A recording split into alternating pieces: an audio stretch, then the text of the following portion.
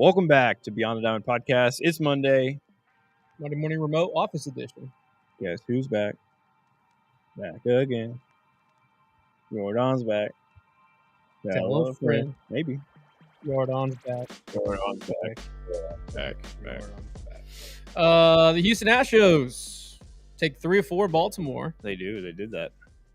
In a weekend where actually Sunday felt like the best starting pitching they got and lost. It was a slugfest. It was score as many runs as you can and hold on for your dear life. Yep. And the only thing that matters are wins in the win column. Houston Astros are sitting at 72-59 with the 2-game lead over the Seattle Mariners, who played tonight against San Diego. You could wake up tomorrow with a 2.5-game lead or 1.5 as they start a 4-game set up in the Pacific Northwest. The South Oklahoma Rangers sit at 500 at 66-66 at 6.5. They start a set with the Angels, who are 10.5 back. Just win, baby. That's all that matters. Just win. It does seem like everything is leading up tomorrow for Yordan to start against the Rockies. We'll see that news probably tomorrow. Not confirmed yet, but I'd be extremely surprised if he only hit like 600 over a 4-game set in AA. Yeah. A weekend where I wrote this down, I was curious. What the hell? I went back for the last month of August. What the hell? I actually did research and did prep. It's like And something they find in National Treasure.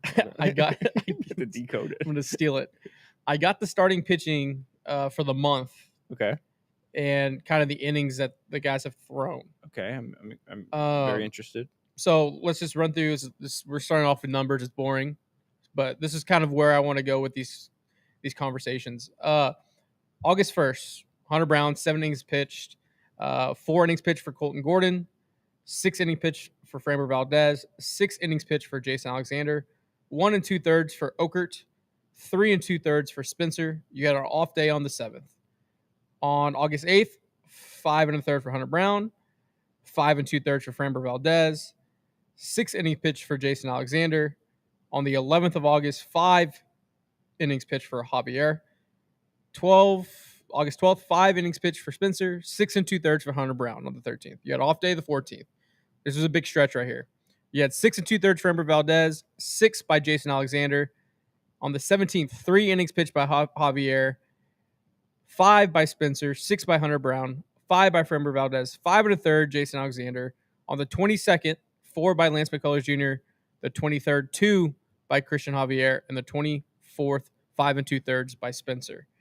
When you start going through that, there's 1 and 2 consistents. I counted 7 total starts under 5 innings, I think. Yes. Which is not as bad as I thought. Not as bad when you zoom out. Yeah. But they kind of piled up on each other. Yeah. So that's why you saw tired bullpens. Bullpen issues. That's why you saw the same guys. That's why you saw injuries pop up. But when you really zoom out over August through going into the last week, going into the end of summertime, into fall, Jason Alexander has really, really been a key anchor in all this. Yep. And it's crazy. It's crazy. But it's kind of that whoever was in that position, whether that was Walter, whether that was now Jason Alexander, that morph them into one kind of guy has been a steady anchor for this staff. I'd be interested to combine their stats and see. I think you'd really like what you saw. What you got out of those two guys. Yeah. I love that breakdown. On one hand, it's not as bad as I thought. And on the other hand, it's worse than I thought. It's, if that makes sense. I didn't realize Spencer went 5 his last start too. So that makes me feel a little better. Yeah. I was thinking his last start was like 4 innings or something. That's all dependent on me reading box scores correctly. Yeah, I trust. That's something you've been reading for a long time in your life. So I believe that. You read books. I read books. Like the minimal set. I tweeted out like Hunter, Framber, Jason Alexander, and Spencer Arrighetti. Those 4, I trust, can go out and give you 5 innings and a chance to win a ball game. 100%. Which is a great spot to be in after everything that's happened, all the pitchers that have gone down, that's 4 out of 5 turns in a rotation, 6, I guess, if you're 6-man, where you should be in an opportunity to win games. Correct. You should be able to be over 500. You should be able to be in a good spot going down the stretch. Now, Javier's let me down a little bit. Lance, I think, is actually If you are a box score kind of getting back there. looker, it looked bad. Cam Smith makes a play. It's 1 run over 4 innings. Yep. But what we said on the show, sorry to cut you off. No, but you're what good. we led on the show on Friday on the live, throw strikes. Throw strikes. You Yep. you cannot win ball games, especially the Lance start and the Javier start. Your offense gave you cushion. Yeah. And when that happens, if they hit you with the solo, they hit you with the solo. It's innings where it's 1 out, you're up 0-2 on a guy, you walk him. Next guy, 1-2 count, you're up on him, you walk him. Next guy, broken bat single, trying to get cute and just throw strikes. Yeah. And you have these days kind of compound on each other. And thank goodness your offense just exploded this weekend. And I'm not going to say it, but I'll say it for you guys. The offense has scored a ton of runs after you guys made the sacrifices. We made the sacrifice. Sometimes you have to. Sometimes it's one business day, but yeah. Sometimes one step back to make 2 steps forward. Thank you, McConaughey. Since your yes sacrifice to the gods, 7 runs, 10 runs, 9 runs. That works. That definitely works. That's work. I'm not good at math. But that's 26 runs in 3 games. All right. And then we'll throw in the second one. Okay. 28 runs in 4 games brings down the average a little bit. Yeah. Not bad. Not bad at all. Not bad at all. And then you're adding potentially adding a Yordan to that lineup. What's the lineup? It's going to be Pena, Correa, Altuve, Yordan, Walker, Sanchez, Yiner. Yeah. And then probably either your center fielder and yeah. Who am I missing? Could be 8 center fielder. Okay, so hold on, let's go. I'll count. Correa, or excuse me, Pena, Correa, Altuve, Yordan, Walker, Sanchez, Diaz. Diaz is batting 7 hole. Yeah. Your center fielder. Yeah, McCormick or Dubon or Melton. And your second baseman. Yeah, Urias. Urias or Dubon. So it's going to be okay. So Chaz, Dubon, or Urias or Melton, Dubon, or Melton, okay. Melton, Urias. Not like bad. And then you're a couple weeks away from Jake Myers batting 8 hole. And, I mean, it's starting to look just that lineup. Starting to look what you wanted to look like. That lineup gets extended. And then next year you add Paredes to that. Woo! You might have Diaz hitting 8 hole. That works. I mean, that could be nasty. Joe, who listened to the sacrifice, now the Yordan Savior has risen. Good time to be a believer in Houston. Yes, sir. Going through the comments right now. Josh and Des on my phone. Maybe work won't be so bad today. Love that. Hope your Monday's been well. Who do you guys think the Astros? Who do you think will be available on the waiver wire for the Astros to pick up? Maton Kelly, Jorge asked. It feels like the Rangers, they're on a 3-gamer. They're only 6.5 out. I feel like they're going to make a run. 6.5 from the wild card or division? 6.5 from the division. I wonder what they are, the wild card. I think they're 3 from the division. 3 from the wild card. That's not bad. It's not bad. So I don't know if they're going to – depends if they're going to scream poor. What's up, Rudy? Guillermo says send Chaz to the bullpen.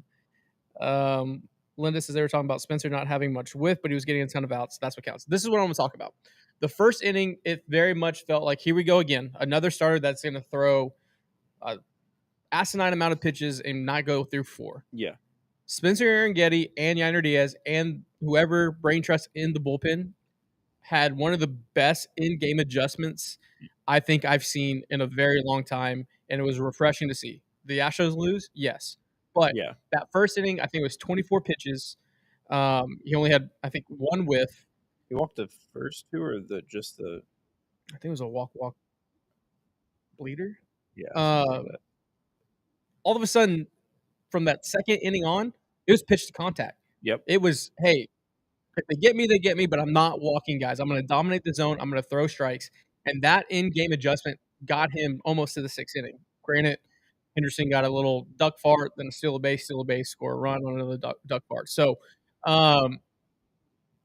that in-game adjustment was one of the most refreshing things I've seen by a battery in a very long time in the Houston Astros, and I feel like that's gonna be a jump starter for Yeah. Spence. It's gonna be a jump starter for the guys that were like, "Hey, we can make in-game adjustments. Holy crap!" Um, it was very, very pleasant to see that adjustment. Yeah. No, I mean, looking at both him and Lance, they're kind of very similar pitchers They're the as far as yin and yang of each other. yeah. And for both of them, it's just like your stuff is nasty. So on one hand, because it's so nasty, a lot of their stuff it works the best when it's in the zone and falls out of the zone. But if the hitter is not biting, then you're walking guys left and right, and you have to figure out what pitch you can and should throw in the zone for strikes. Mm. And Chandler's article was about you see the article about Lance's sinker, Yeah. and that being probably the pitch that's going to make or break the rest of his season, maybe the rest of his career. If he can figure out how to throw that effectively in the zone for strikes, then everything else falls behind that. And you can see that when Lance gets rolling, when he finally gets into that rocking chair with a hitter, it's nasty. He carves him up. But then it's the opposite of that. As soon as he falls out of the rocking chair, as soon as he's working from behind, and the pitcher or the hitter is just looking for anything over the zone, I'm gonna crush because he's struggling to find the zone. That's when he gets into trouble. Yep. More comments coming in here. The Rangers waived John Gray. I didn't know that. Somebody asked something earlier. Paul had a good opinion over on Instagram. Says sounds like the 2019 light lineup. Yeah, give me a lineup that's extended. Give me 2026 lineup 2026 lineup would be sexy. is going to be on the 2019 lineup level. Wow, that's a take. That's a take. Hot take if, Monday. If everybody's healthy, for sure, that lineup definitely competes. Going back through the comments over on YouTube, we'll catch up. Turtle proposed the offering, 100%. How mad are you gonna be when we shoot the bet against the Rockies? It's a must sweep. Yes, yeah. The most must sweep stamp you have to put on it. You have your big three going. You have Hunter, Framber, and Jason Alexander, and it's the Rockies, and it's the road Rockies. You have to sweep them. Now, baseball, you can't just roll out of bed and expect to win. No, you gotta take it to them. So I will be livid. Will Altuve be starting at second base or left field with Yordan back? I think left. I think left for the most part. I think he's going to play some left more than you might expect because he played left. If you play him in left in AA, then you're going to play him left. Yeah, but it's going to be a little bit probably. What's up, Rudy? Navarro said, how did Kimbrough look yesterday? Didn't catch the game. He looked bad. He looked fine, man. He had one hit, struck out two.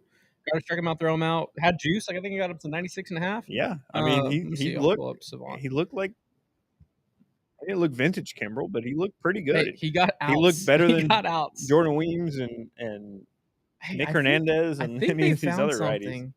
I think they found something in that lefty guy. I really like that little cross action Alex Wood. John Rooney. Yeah, it's very Alex Wood. It's very like way on the first base side when he's throwing it. That sweeper coming across, it's kind of nasty. I kind of liked it. He got tattooed for one, but you leave it up. But it's just very much like he's meant to face lefties. He would have thrived before the 3-batter minimum when he can come in and just get one tough lefty. He would have been perfect for that. It's tough. Him facing a righty, you really got to find that pocket where he's going to face mostly lefties. So Kimbrel right here, I have his inning up. He went 93 through 3 knuckle curves, 93.6, 2 changeups, and then went 4 seams in a row, 94-2, 92-9, 93-3, 93-3, knuckle curve, and then 5 straight fastballs, 93-6, 93-9, 92-1, 91, 94.7. And that was his inning. What was the hit off of? The hit was a knuckle curve on a 1-1 count. I think he hung that one up a little bit, if I remember correctly. Yeah, I mean, I'm checking this. Yeah, not bad. I mean, not bad. Not bad. Not bad. Um, What the hell? What? Patrick asks, when are the two-tone hats Des is wearing going to get restocked? ASAP Rocky. We're working on it Yeah, with the guy to get hopefully them by the end of the month. hopefully by this month. Yeah. Yeah, they hopefully by the end of this month. No. The end of September. Oh, end of September. Sorry. They take like 5 weeks to Mm. be all made and stuff. But by the end of the season, we'll have them ready for the postseason. We'll try to make it quicker. Because we need these out in the marketplace. Look better than he has the last few pro outings. I agree. Tom asks, if Paredes comes back this year, where do you put him? I think he's just kind of your Kyle Schwarber DH. Yeah, he would only DH. He can only DH. So he would DH on days that you can figure out how to work the rest of the field, and then he might be a bench guy ready to come in, pinch hit. Yep. It's gonna be something like that. Yeah, Kyle Schwarber is a good comp. Like that's basically there's no way he's playing the field.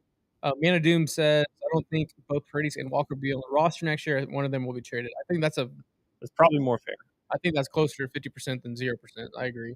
The only thing, and he also followed with, scariest thing about Kimbrel outing was that he could have broken Yiner's wrist. Yeah, that he caught. Did you see that? Mm-hmm. Caught Yiner with the 92. Little cross up. How do you get crossed up with pitch count? Yeah, I'm not sure. It's crazy. Unless they're just doing locations. Yeah, he's still. I don't know. Makes me think Yiner hasn't caught him even for a bullpen yet. Just doesn't know. Yeah. Doesn't see it out of his hand yet. That caught him flush. Yeah, absolutely caught him flush. Turtle asks, Garcia returns soon? ? Yeah, I don't think how many games is he going to get down there? I don't think they like what they're seeing. I think. It also has to do with the logjam of I think they're seeing what they have with Lance and with Javier and stuff first, and then they can determine, something. I do want to give, and I want to talk about the Baltimore series because the offense deserves to be talked about the way it performed. But loss in the sauce. AJ Blubaugh came up and had to eat a shit sandwich, and he made some ratatouille out of it. I think he went 4 2/3 or 4. I think 4. I don't think he came in halfway through an inning. Absolutely gave you what he was supposed to do. That was length. In a opportunity a month removed from his position in Miami. And that's what you can ask for. And it was becoming a close game too. It wasn't just like blowout, go out there, give me innings. Like he was in high leverage situation. 4 innings, 2 runs, 4 Ks. He only got hit for 2 solo bombs and 1 other single. So he did his job. He looked really good. His damn job. I'm excited to see more of him. And I think I tweeted it on Friday. I think if Lance is in your plans down the stretch, pairing him with Blubaugh to piggyback is the way to go. Yeah, he'll be back September 1st. Yeah, because of the call up. Yeah, it won't be the whole 15 days down or whatever it is. So he's a weapon. He's going to be a weapon down the stretch, and whether it's piggybacking Javier, whether it's Lance, it's gonna be some high leverage innings down this stretch. You know who Blubaugh is right now? He is 2022 Hunter Brown. Wow. I like that. Remember Hunter Brown coming in? I like that. He only got a few chances in the postseason. He came in for 3 innings in that ALCS game. Remember when Dusty left him in to face the bases loaded? Yeah. And I was like, that is the most veteran shot caller skipper move to let your rookie be in that bases loaded situation in Yankee Stadium ALCS and go get it out. How many Hunter Brown did 40 innings in 22? Pulling it up right now. Hunter Brown in 2022, he pitched 20.1 innings. Wow. You remember he was a September call up. Yeah. He came up, made his debut, 6 innings, no runs. Second start, 6 innings, 2 runs. You know who He had AJ? a .89 ERA You in know his who first AJ regular season. Blubaugh looks like? He looks like old boy from. Uh, he dated Sabrina He dated Sabrina Carpenter and was in the War movie. Oh, yeah. And there's like a famous gif of him. Yeah. No. Gabe. Oh no, Barry Keoghan. Yeah, That's his name. that's who he looks like. I remembered it now. Never mind. That's who he looks I was like. trying to remember Barry Keoghan's name. AJ Blueball's at 13 innings pitched, so yeah, he could be right around 20 to 30 innings by the end of September. So I mean, cumulative for the year. So yeah, In the postseason, Hunter Brown, 2022, his rookie year, he pitched a lot more than I thought. He pitched almost as many innings in that postseason as he did. Or no. I'm sorry. I'm looking at his full postseason. Yeah, so he came in 1 inning against Seattle. Came in 2 innings against Seattle again. crazy. Hunter Brown was certified 0.2. ace 3 years ago. Was just grinding an Was he- inning, 2 innings. Yeah, was he left off the World Series roster? I think he was. Yeah. That's what I see Blubaugh. He's going to be able to come in and Bang with the super chat. Andy says he looms, all caps. You want to get into this? You want to get into this? Yeah, I know 100% certainly freaks people out, so I'm Yeah. going to say 95%. Yordan's back. Yordan's back. Yordan's back. It's probably going to be announced today. No, it's going to be tomorrow. You think so? On off day. Thank you for the super chat. Yes, Tony, we have our Personalized League on Thursday. Big time YouTube. Big time thing we're doing here at Apollo HOU. So make sure you tune in for that. Put it on your calendars. Tonight is the draft lottery. So come hang out. There's going to be a quick little 30-minute stream. We're going to be determining the draft order for the draft on Thursday. Playing a little deal or no deal style. Aaron says they have to be on the 40-man to be postseason eligible if they have been with the team the entire year. Yeah. Yep. So, Yordan's back. What impact do you expect immediately? He looks healthy. He looks good. He looks in playing shape. I mean, granted, he was facing AA pitching and batted 600. I expect to see Yordan Alvarez. I was hoping. I wish we saw 70% of Yordan Alvarez when we get him back. I think we're gonna get closer to 100 than we are 70. I think we're going to get a better Yordan than we got at the beginning of the year. Yes, he was fighting through it. Yes, 100%. So, I mean, I'm expecting him to just come out and just immediately beat Yordan, which that's a lot of pressure. It's a lot of pressure. It's a lot of pressure. But I mean, if anybody can do it, do it. And I expect impact on the ball. That's a good one, Tom. That's a good one. Yeah, I mean, you ran through the lineup earlier, but if you just think about how nasty this lineup can be, you have Pena leading off. Mm. And then what do you think? Tuve still, or Correa behind him.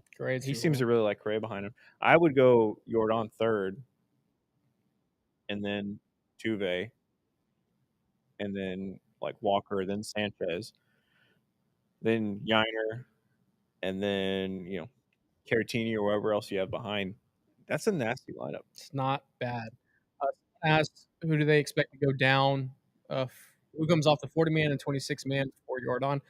Tom, I think they probably move someone to the 60 for the 40-man, and the 26-man. You got to think Bryce is probably being sent down. Yeah, which is kind of frustrating. Like why was he called up if he didn't get a single? Yeah, big league paycheck.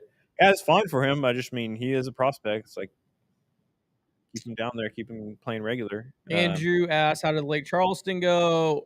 We lost. We lost our ass off. Everyone around me won. Everyone around me won. Everyone in our group won around me except myself. So that sucked. I had a bet. I had a Astros plus 110 that Saturday night game. And paired it with the Mariners. The Mariners decided to lose. I was kind of. I had a 10-way parlay with on Saturday as well for hits. Went 9 of 10. Only missed Jackson Holiday. It was just one of those. What'd you get into? Blackjack. I had. I didn't play much. Never good. One big hand. I went all in. $50 was sitting cowboy sitting 20. Dealer went 6-card blackjack. I said, "Fuck you," and I just walked to the dinner recipes. So it wasn't my weekend. Lost a bit. So Other than that, the Astros won, so that's a good thing. Turtle says second at bat tank for Yordan. That would be nice. I mean, we can't put it out of the possibility that he hits a tank his very first at bat. You know what I really, really love that I saw in his rehab? Mm.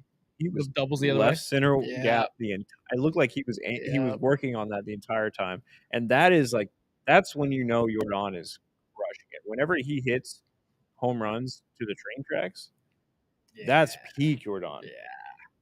Like obviously he can crush a ball to right field, center field for sure, but when he's crushing in that gap, oh my god, watch out. Also, another observation in Lake Charles, ton of Astro fans everywhere.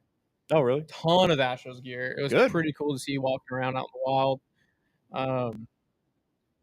Bryce Muir was probably options, roster manipulation. Yeah, there's probably something like that.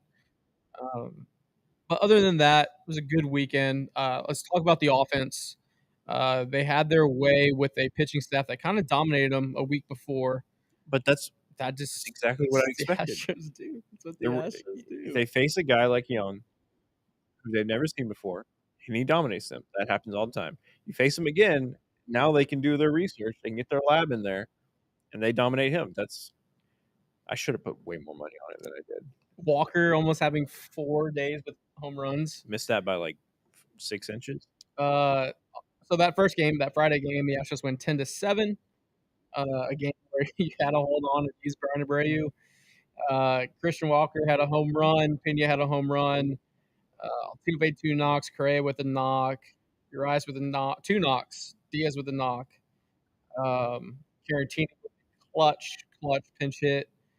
I would say almost every one of your main starters that would be the starter of the postseason game has an OPS over 700 right? Right?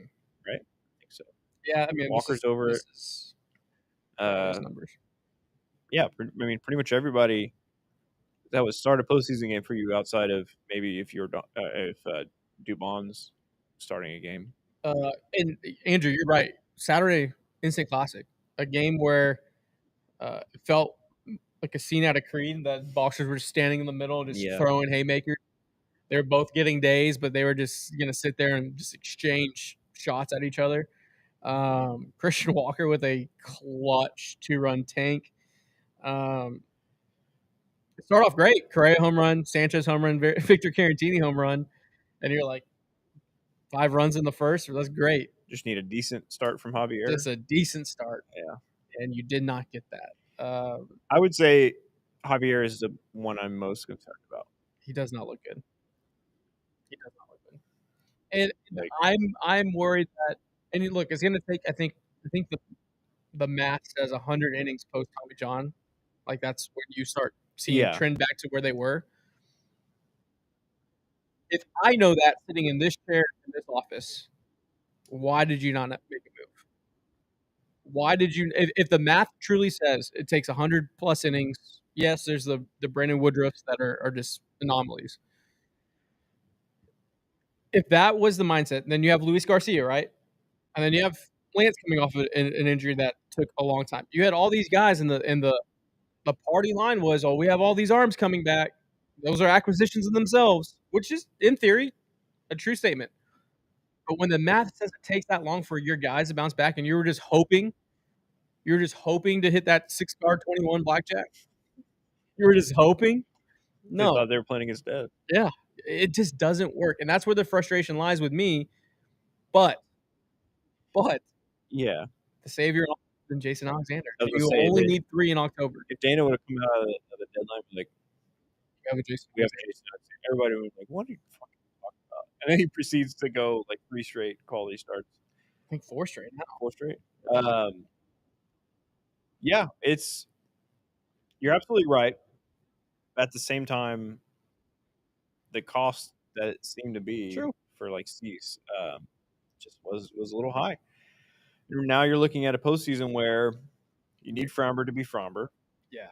And it's tryouts right now for that Game 3 start. I think right now it's Jason anybody. Alexander. Right now it's Jason Alexander, but that's the only one. If he continues to do this down the stretch, absolutely it's his start. And that's wild to think Yet you have behind Jason Alexander, you have all these guys that have started World Series games. Garcia One has.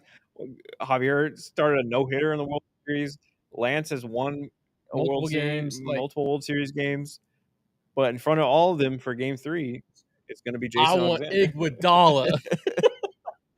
I want Jason Alexander. And that's just where it is. This is where it is. And I think you can get there. All you need is 3. And then you put those guys in the pen, you moneyball the shit out of it. And I know David, he says pen is scary, getting it's not great right now. But these guys are gonna backfill. You can backfill with Blubaugh. You can backfill with a Javier, or I mean you have to see Garcia actually get up here. Yeah. You can backfill. And Yeah, it's gonna I'm have not a super worried about the pen. it's gonna be very much, hey, you take your ego out the door, let's go get another ring, boys. Like, and I think that's another reason why Carlos Correa is so great. That's not on an Excel sheet. That who's gonna have that hard conversation? It's gonna be Carlos Correa with the guys. And so I was listening to the radio. I think it was Saturday. There was a mound visit. I can't remember who was pitching. Was it Blubaugh? Can't remember who was pitching Saturday, but I was listening on the radio, and Steve Sparks was like, "Correa is running this mound visit." oh yeah, he did yesterday as well. Yeah, and I'm like, "That's is that what you were missing at the beginning of the year? Losing Bregman.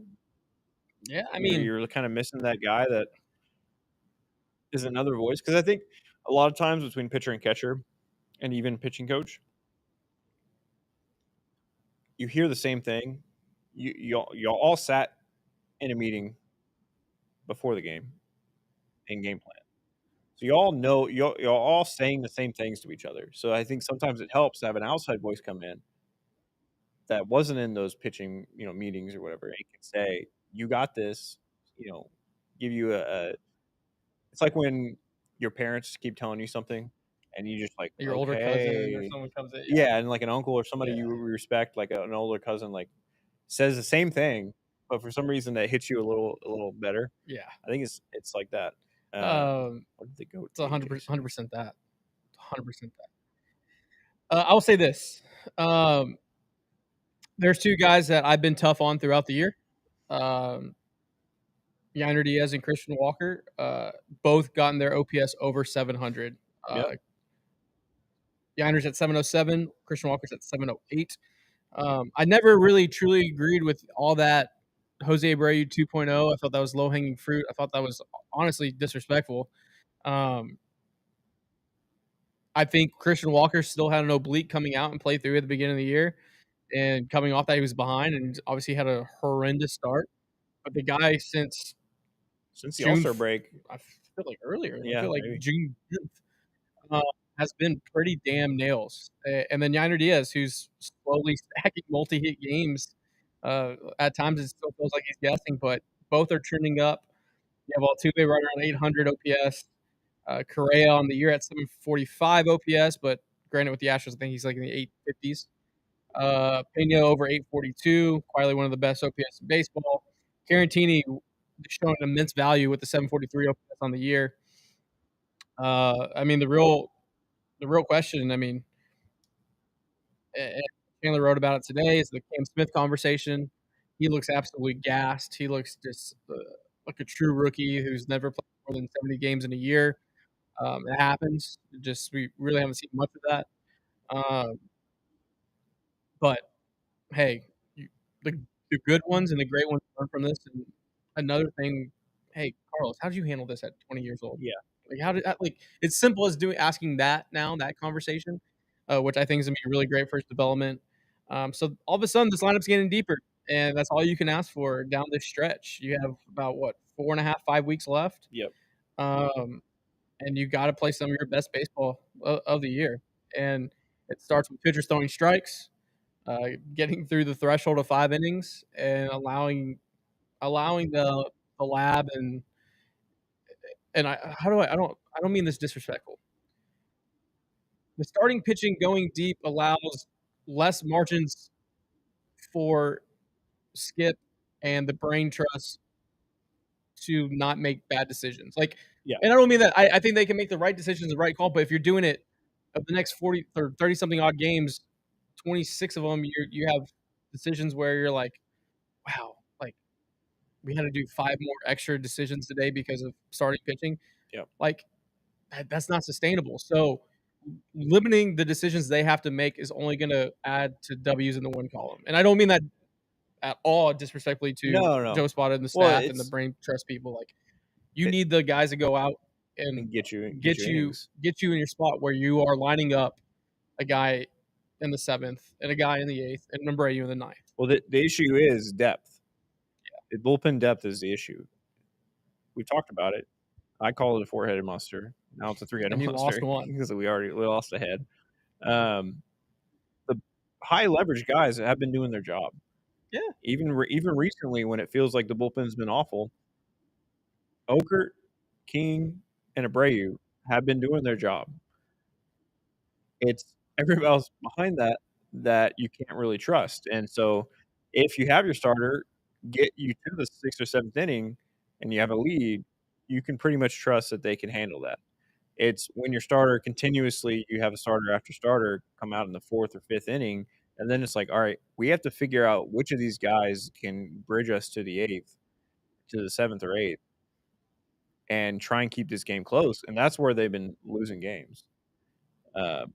Even the games they won this weekend, those should not have been close, but because you had such a lead and because some of those were you're starting to go as long, you had to just kind of throw in whoever you could, and that's where AJ Blubaugh really came in and showed what he could do.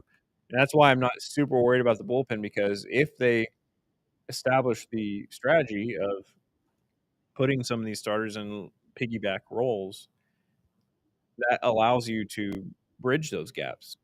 And even to the point where if it's going great or if it's going great or it's going bad, you could essentially have 2 starters cover a whole game for you. Mm. And that gives Okert, that gives King, that gives Abreu a night off, either way, depending on the score. Uh, So I 100% agree. And I think one of the biggest things going into September, you got to make hay this week. You have 3 with the Rockies and then 4 with the Angels before it's go time. And that's when everything kind of hinges. And I think everything kind of hinges on that September 15th through the 21st. Not to break news anywhere, but there's a homestand where you have 3 with the Rangers, a day off, and then 3 with the Mariners, and then you have 4 or 3 with the 3 A's with the A's. in Sacramento. That's Yeah, and then you end with the Angels. So yeah, and I hope they manage. I think this is how the mindset has to be. Sunday, September 14th is the last regular season game. Day 1 of the playoffs Yeah. is September 15th, a Monday, 7:10 p.m. start against the Rangers. Yeah. I don't know what you have to do to manipulate to get Hunter Bieber and Jason Alexander to that set, but you have to find a way to get them there. And you take care of business. Then you have the Seattle series. You wanna get You manage that as day 1 of the playoffs. yeah, well, you wanna get to the A's series with a comfortable lead. Just Yeah. because like, you want it like you said, treat those Those Seattle 6. games as playoff games, win them.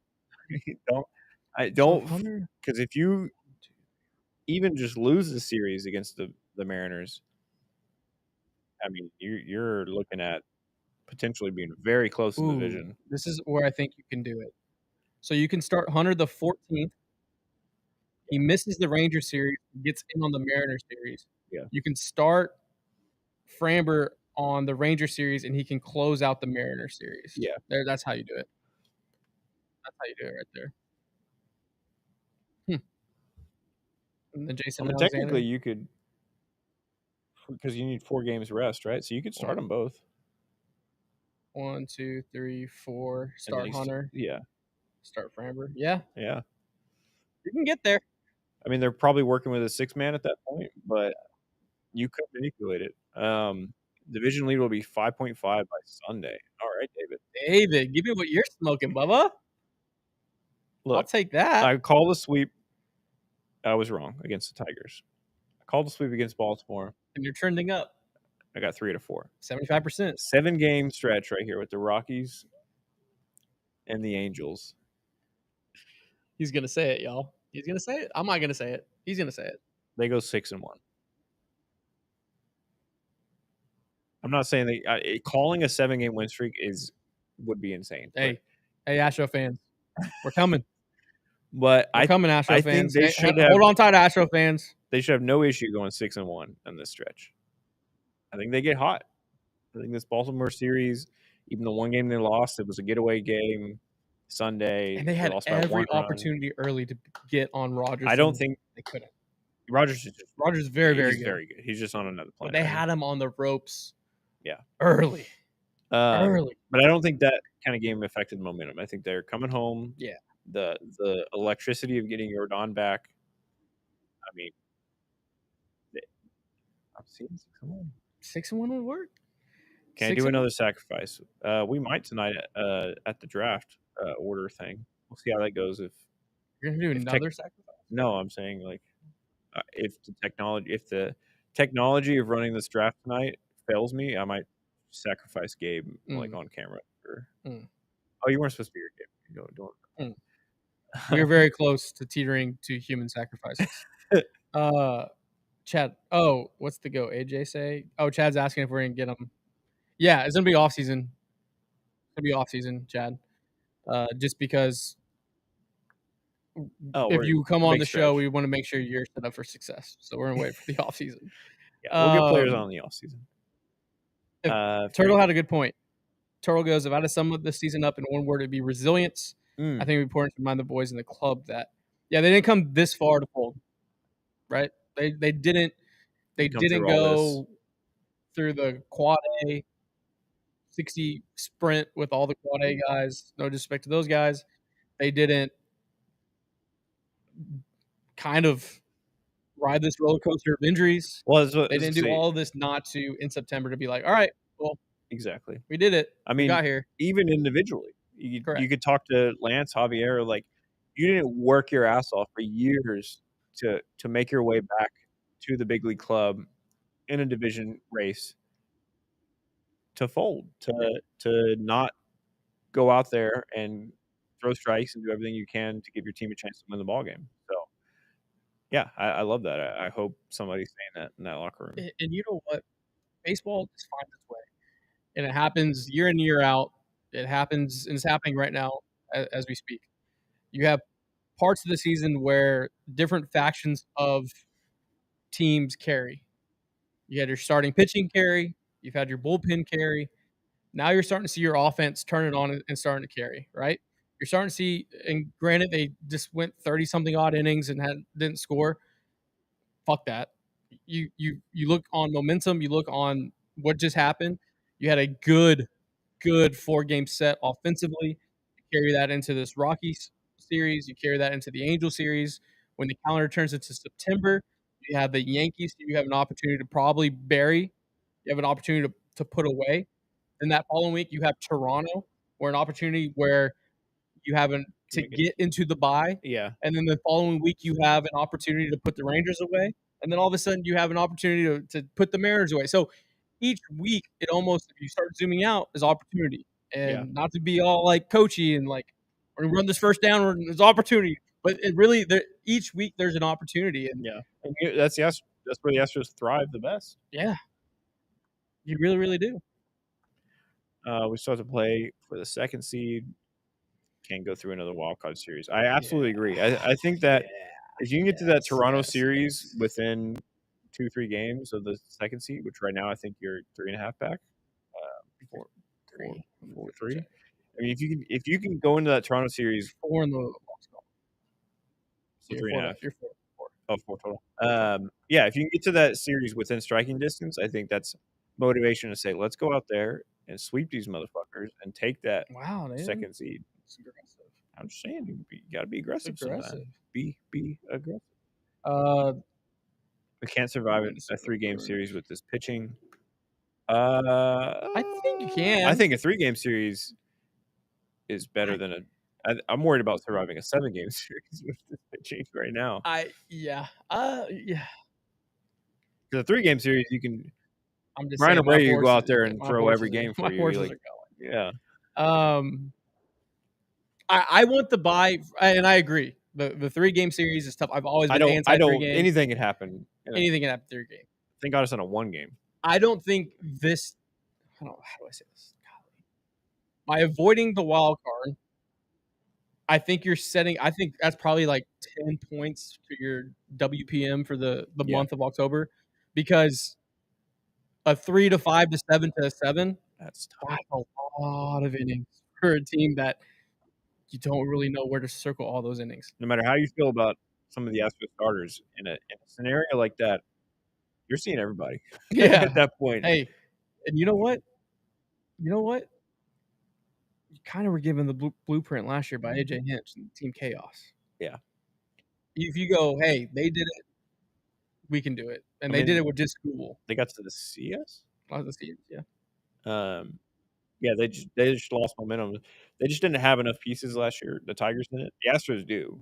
Following that formula, they have the depth to continue that. I think everything rides on the big lefty, man. You can get him just zeroed in, be like, hey, brother, you're gonna make another $100 million if you can just have the best 6 weeks of life. My thing with Framber is he always goes to these ebbs and flows, and I think we're experiencing the ebb at the perfect time. And then we're gonna start flowing. He ebbs for like 2-3 weeks, and then he goes off for 2 months. He ebbs for another 2-3 weeks, and he goes off for 2 months. So, I mean, this next start, I think, is everything. He would be against the Angels. No, we got the big 3 going this week. We got who's tonight or tomorrow night? I think it's Hunter, Framber, Jason. Oh, okay. Right. So you have him facing the Rockies at home. Like, if there was ever a start where he can dial in and get it back on track, that's a good start. It's a good start. Oh, they lost on the DS. Okay. I thought so. I don't remember. Oh, yeah, because it was Cleveland Yankees investigate last year. CS. Yeah. I wonder how much they had going on that. I wonder how much. Who paying you? An Astros Tigers CS would feed families. I don't want that. I would vomit on myself. Give me almost any other team, to be honest. I would vomit on myself. Yeah, coming down to the end of the hour here, last 10 minutes. Any other things we need to talk about? We talked about Yordan. We talked about Kimbrel coming back. Talked about the weekend series. Talked about Walker having a 833 OPS in July and an 847 OPS in August. That's 2 straight months of all-star first baseman that you. That's who you paid for. And if he just continues that, then I don't give a shit about the first 3 months. I mean, what have you done for me lately? What have you done? And it's funny because Astro fans do this well. The year Yuli had the batting title, right? He had a great 22. Had a terrible postseason 22 before he got injured. Jose Abreu, terrible 2023 regular season. Had a great September and great October. Yeah. Like if you would have taken care of business against the Rangers and won the World Series, Jose Abreu's probably still in the Astros riding out this last year of that contract. Because he had such a great so it doesn't matter what you do. Once you get in, it's about what you do in October. And if Yainer Diaz and Jake Myers are 7 and 8 hole and come October, that's a pretty deep lineup, y'all. Pretty deep lineup. And the thing about it, when you start looking at the roster that Joe's going to fill out 1 through 9, what pockets are going to be tough? Like when you really think about it, what pockets throughout the year could be like, all right, we can attack these 3 guys here, can't attack that guy, we can attack these 2 guys right here. All of a sudden, teams game planning for the Houston Astros, they have to restart from starting tomorrow. They have to restart from ground one. Be like, oh shit, okay. Well, they have Pena here. Oh, they have Correa here. Yeah, it makes it a lot deeper. Fuck, they got Jose Altuve here. Also, I mean, not only Yordan being such an amazing hitter, but him being a lefty as well. Oh yeah, lets you kind of maneuver that and have Sanchez in a better spot to where they can't just immediately go get a lefty and ruin the goal. So now, I mean, everyone's kind of protected. Jeremy's protected by Carlos. Carlos is protected by Altuve. Altuve is protected by Yordan. Yordan's protected by Walker. Sanchez protected by Walker. Protected by Diaz behind. Like the only person gonna be on an island is Jake Myers, who's shit gonna give you good at bats, and he's shown it. I mean, granted, he's been out for damn near 6-7 weeks, but all of a sudden you're like, okay, where are the outs? That's Yeah. all you can ask for. And granted, you have to execute. It's still a guy 60 feet 6 inches away throwing a projectile 100 miles an hour, 100%. But if you can make them start thinking a little bit more and be like, okay, 'cause over the last 3 months, how many times have you seen like, oh my god, the starting pitcher is just in a rocking chair right now. Mhm. They're in the fourth and fifth inning at Yeah. 55, 60 pitches. They're in a rocking chair.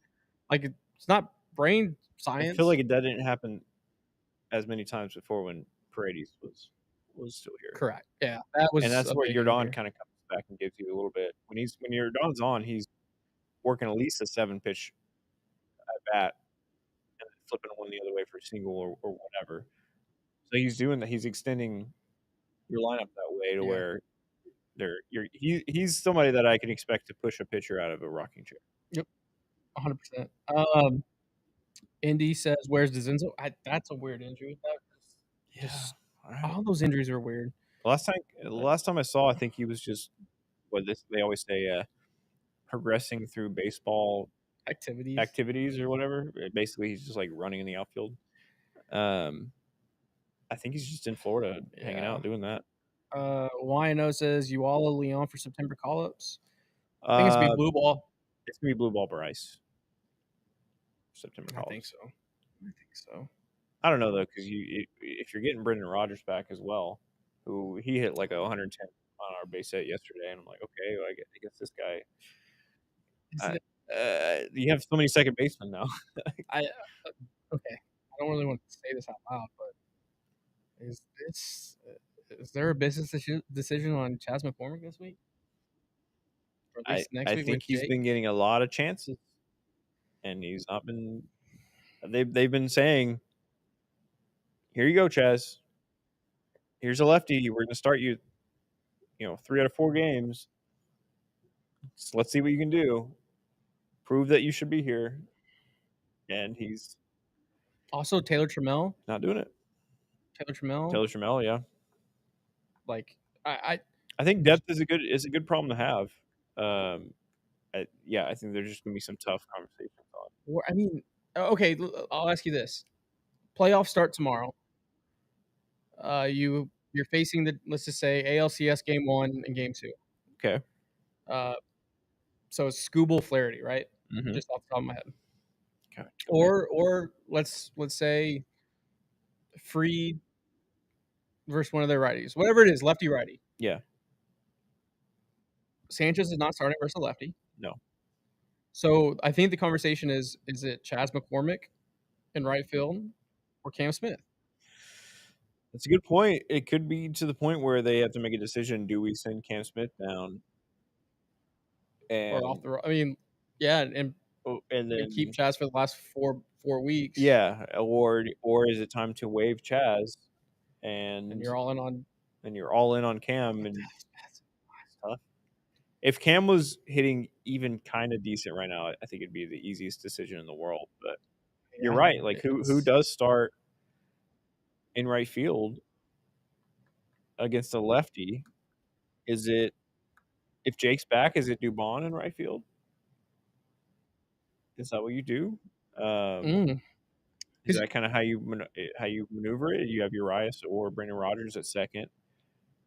You have Tuve in left. You have Yordan DHing, and then you have Dubon in right. Yeah.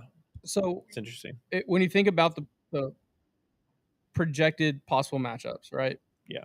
Not to put the cart in front of the horse. Tough lefties all around. Boston has Crochet in a righty. New York has Freed in a righty. Mariners have a bunch of righties that are just disgusting.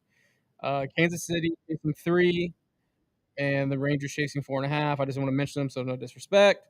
Tigers, obviously, we did the scenario of Scooble Flaherty. Who are the Blue Jays' top guys right now? I'm pulling up Toronto. That's troublesome that I don't know. It's probably Barrios. I think Barrios has been pretty good. Gossman's been pretty good. They have a couple of young guys that are pretty decent, but I just don't know who's actually been leading them in stats. Oh my gosh. Okay. So they're rolling out Oh yeah, Eric Lauer, the guy I was Kevin thinking of. Gosman, Chris Bassett, Barrios, Lauer, Brandon Little, Shores. Oh, we're really lining up for a Face a Max Mad Scherzer. Max Game 7 in Houston in the ALCS. Cam has already qualified for the early call-up comp. Had he not, I like want the this Orioles did someone to with just. Holiday. Oh yeah, I I see want what you someone mean. to put a star on today's day. It's gonna be Hunter Brown versus Max Scherzer Game 7 ALCS in Houston. I'd love We that. can't quit that. It just can't quit Scherzer. You We know, can't quit him. I would just love to dash another team's best Countries year. at that point, a country's The team. whole country's The like. whole country's 'Cause I think this is team. That's how I'm gonna say yeah. it. Switzerland take. This is a fluke year for the Blue Jays. Wow. And You did say Switzerland. You can't legally can't. binding. You cannot clip that. I just think they've always had a good offense, but it's kind of finally coming together. But at the same time, like if you look at their pitching, like it's kind of a fluke year. But it doesn't mean you could call the Nationals 2019 team a fluke year and they won. So like not They fluke year they isn't get like an better. insult of like you're not going to win anything. Like you can go out and win, but I'm just saying if the Astros did eliminate them, I don't see them back next year. So it's like another team that you just destroy. Freddie. Really? Because damn, that confirms it. I heard the Oh same thing in the no, grapevine. I just ignored it. he's not starting today. Freddie messaged me offline because I heard the same thing. I was just hoping that was just Monday morning chatter. He's so ready to. He's so checked. He's gonna like just cross the finish line to getting multi millions so that he can. He's so checked out. You can tell like he's just ready for that check. He's like waiting for it. It's like the last few weeks of Summer break. Yeah, It's like super senior. I don't care about score. Oh, now. I know because my almost GPA to 2.1. He's got at the point where almost nothing he can do will deter him from making at least $100-something million this offseason. I have a take. Yeah. I have a take. It's going to be this time next year. Let's fast forward 365 days. We're in 2026. The Houston Astros pitching staff as a whole will be in a better, healthy position on and off the field than what it is today. Yeah, I agree. I can see that. That's all I have to say about that. Oh yeah, Bieber for how did he look pretty good in his he's only made one start so far. He pitched Friday, was his first start back and shoved. Yeah. I think he went 6 innings. Yeah, and they traded a pretty big prospect of theirs for him, and everybody was like, "Why did they do that?" But I'm like, if you get Cy Young Shane Bieber, like that's a huge pickup for them. He's obviously not qualified. His Savant page is crazy. Yeah, 1 start. 6 innings pitched, 9 punchies. Yeah, that's kind of dangerous for them. That might be one of the sneakiest best pickups of the deadline. That's a World Series pickup. And he hadn't thrown a pitch all year, coming off injury. And you got clipped by saying it was a fluke. Well, I'm just saying it's a fluke year for them. By that I mean they're not going to be good next year. Not good, but they're not going to be like this next year. I think this is their year. Yeah. Because don't they lose Vladdy, or no, they extended Vladdy. They got to pay. They're losing a couple guys. Is Bichette free agent to be or one more year? I think Bichette's a free agent. Springer only has he's getting to the end of his career. Yeah. And then they did all this without Santander. Yeah. Which is crazy. Obviously he was hurt, but Bichette is a free agent to be. Not that Bichette's like carrying their team or anything, but yeah. Shout out super chat from Greg. Hell yeah. Let's talk about my offseason trade scenario. Diaz and Isak for a starting pitcher, and Caratini comes back as your everyday catcher. I don't think Caratini should be your everyday catcher. Is that crazy to say? A warm take.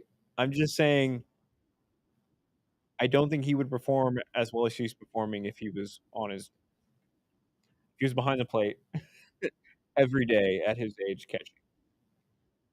I just think it would the way they've utilized him is getting your peak best you can get out of him. Mm. Not that he would be bad as your everyday catcher. I'm not saying he'd be awful. I think everybody sees like, oh, we love Caratini. Every time we see him, he's hitting a big hit. But I think if you had him in the lineup every day, people would start to hate him because they're like, oh, it's very I don't think it's in the same house. I think it's in the same neighborhood as Dusty putting Yiner and Chaz in positions to succeed. Yeah. Do I think Caratini could do this over 162? Maybe not, but I think he's capable of everyday catcher. I wouldn't be upset if you got a really good trade. If you did do that trade, yeah. If you did do that, you better get a top end guy. Like, and that's also like you better really trust that Yannick is going to be a dude because like as much and also Caratini like he's getting up there. I mean, you how many years can you? Even if he's great next year, if you re-sign him, like how many years of that do you have? You have to look towards the future. I kind of agree where David is. That's the Melton Bryce to get shipped for a front end guy. There's nothing that tells me that Christian Javier can be your number 2 next year. There's nothing that right now that shows that. Hopefully he proves me wrong over the next 5 weeks. And I know I said it takes 100 innings to kind of get back to where you were. Having a full off season, having a full program. The fastball's just not playing. It's just not playing. And you know what? That was his pitch. And you know what? Just not working. I even hate to be this guy. No Houston Astro starting pitcher is throwing in the World Baseball Classic. None. Zero. You cannot afford that. And I am team country over club. I am a guy that loves the WBC. I do think that Dana Brown's going to be the first time has to show his teeth and put a line in the sand to his guys and be like, "Hey, we cannot do it. We cannot do it again. We're still living off those sins."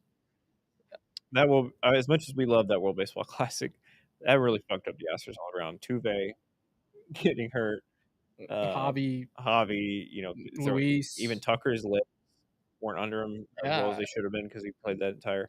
It's tough. I love the WBC. I think it should be moved and shorter. They could squeeze it into. If it was like the All-Star break, oh, that would be perfect. Yeah. But yeah, I wouldn't mind like going back to Caratini. I wouldn't mind extending him. I would love to bring him back. I'm just saying I don't think you plug him in as the everyday catcher and he's going to be an 800 OPS guy. I don't think that's going to happen. And I think we'd be, and then you're stuck, with hoping that Yannick is going to be a stud in 2 years. Yeah. Why can't they use AAA pitchers in the WBC? They have. They usually do. The USA team's usually comprised of AAA pitchers and soon-to-be or retired pitchers coming back. Seems like US is going for it, though. No, they're going for it now. The WBC is getting bigger and bigger, and I love it for baseball and for the WBC. It's so fun. But it shouldn't be, as an Astros fan, as any fan, like, the line should be if you're just coming off Tommy John or you just threw 250 innings and a full postseason, like, you probably shouldn't pitch in the WBC. Somebody like Skeens is perfect. He's young. He's going to be done pitching in 2 weeks. So don't be mean. I'm just saying, it's the Pirates.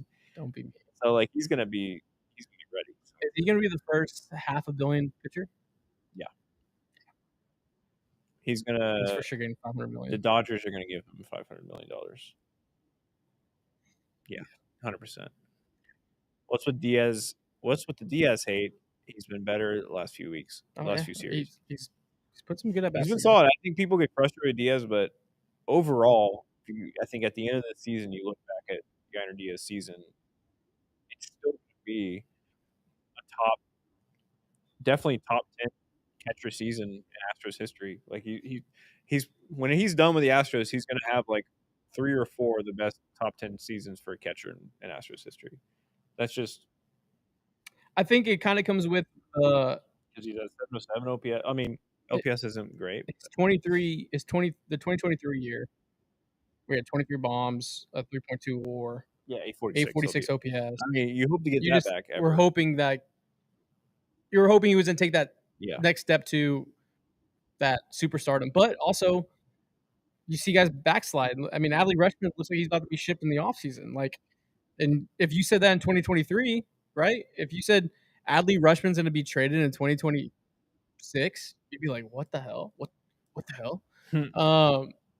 So like it happens quick in this league, man. So all in all, going into this week, you take care of business against the Rockies. You take care of business against the Angels. You have Yordan back, who's going to make this lineup deeper, and you go. And if we're here in a week's time, still arguing about Yainer Diaz and Jake Myers, that means they're in the 7-8 hole. Like Yeah. we'll talk about that. Carl, I do agree on the over on IG. That word, the lazy word's been thrown around. Stuff behind the plate. Yeah, I agree. Just being a former catcher, stuff tightened up. You could tell the fall off throughout the year, but hey, you just got to be great for 6 weeks. That's all I'm saying. Like, in every week you have an opportunity. So just take care of business. Starts with the Rockies. You have your big three going. It's the most stamp it. You have to sweep. You have to get these wins. You cannot play with your food. Take care of business. If you're line, stay in line. You have an opportunity to pitch, because Lord knows with all these injuries, who's going to be coming in from the fans to throw 3 outs. So if you're in line, stay in line. But other than that, let's talk through our schedule for the week. Yes. A lot of stuff going on. lot of stuff this week.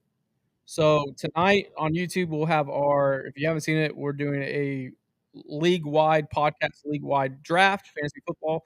We'll have our draft lottery tonight.